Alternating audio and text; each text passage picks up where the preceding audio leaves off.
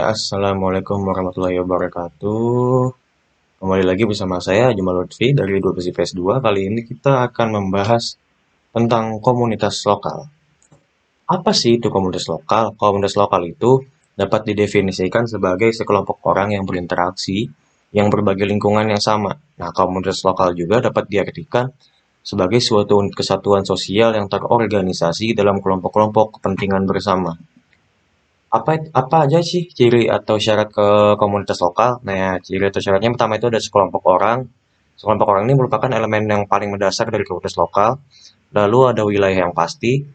Komunitas itu harus ada pada wilayah yang sama. Tiga, ada kesadaran komunitas, yaitu komunitas ini tuh sadar kalau mereka berbeda dengan komunitas lain. Lalu adanya kesamaan antara anggota masyarakat dalam beberapa hal. Yang kelima ada kehidupan terorganisir di mana mencakup segala aspek kehidupan sosial, lalu memiliki struktur di mana masyarakatnya itu punya struktur sosial yang jelas. Jenis komunitas lokal itu ada dua, yang pertama komunitas perdesaan, yang paling umum dengan yang paling dasar yang ada di seluruh dunia. Homogenitasnya sangat tinggi di identitas mereka.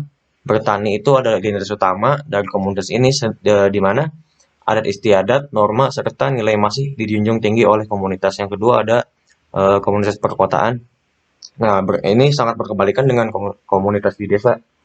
Komunitas yang di kota ini mempunyai heterogenitas tinggi dalam bersosial, punya sifat individualis, lalu sudah mengenal pembagian kerja yang beragam, serta hukum positif menjadi pedoman komunitas. Lalu komunitas lokal dan globalisasi. Globalisasi merupakan suatu proses yang sulit dibendung oleh suatu bangsa. Karena bangsa yang menolak globalisasi berarti bangsa tersebut akan tertinggal dan terbelakang. Globalisasi dapat berpengaruh atau berdampak terhadap komunitas lokal. Di antaranya dapat dilihat dari penggunaan teknologi komunikasi dan informasi, kemudahan dalam bermobilitas, serta adanya alat transportasi modern, gaya hidup yang semakin materialistis, serta perubahan pada tradisi atau adat kebiasaan lokal. Terus kita lanjut ke pemberdayaan komunitas lokal. Apa sih itu? Nah, dalam menghadapi arus globalisasi, komunitas lokal perlu diberdayakan. Nah, maksud pemberdayaannya itu di sini adalah proses mendorong, mengembangkan, dan memperkuat kemandirian komunitas lokal agar dapat bertahan dari arus globalisasi.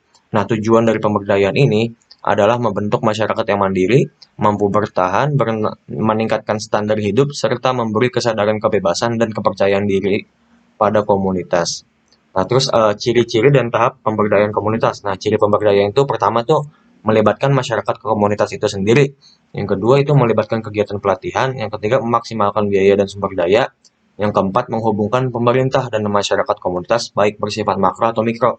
Nah, tahap-tahap pemberdayaan itu ada empat. Yang pertama adalah penyadaran, menyadarkan masyarakat atas kemampuan mereka. Yang kedua adalah pemahaman, memberi pemahaman siapa mereka, apa aspirasi mereka, dan apa yang mereka inginkan. Yang ketiga itu memanfaatkan. Nah, memanfaatkan ini untuk mendorong pemanfaatan ilmu untuk kehidupan sehari-hari masyarakat komunitas lokal. Yang keempat atau itu adalah penggunaan, yaitu untuk menggunakan ilmu yang sudah didapat untuk mempermudah hidup dari masyarakat lokal. Yang terakhir, komunitas lokal itu seperti pasir pantai. Jika tak diperkuat, ia akan luntur dan hanyut mengikuti arus. Oke, sekian. Terima kasih. Wassalamualaikum warahmatullahi wabarakatuh.